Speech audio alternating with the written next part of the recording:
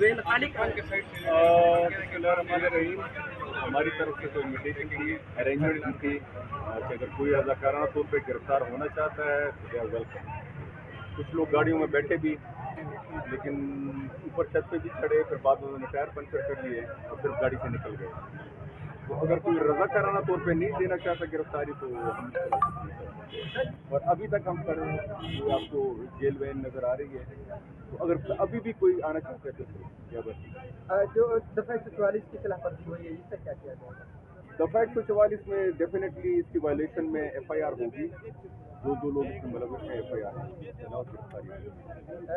इसमें तो रिपोर्टर साहिबान भी है और कारकुन जो भी हैं कानून सबके लिए कौन से दफा उसमें एक तो जो दफा 144 की वायलेशन में 188 है, और फिर वहाँ पे जहाँ पे कहीं रोड ब्लॉक हुआ है उससे रेलेवेंट वो सेक्शन अप्लाई होंगे।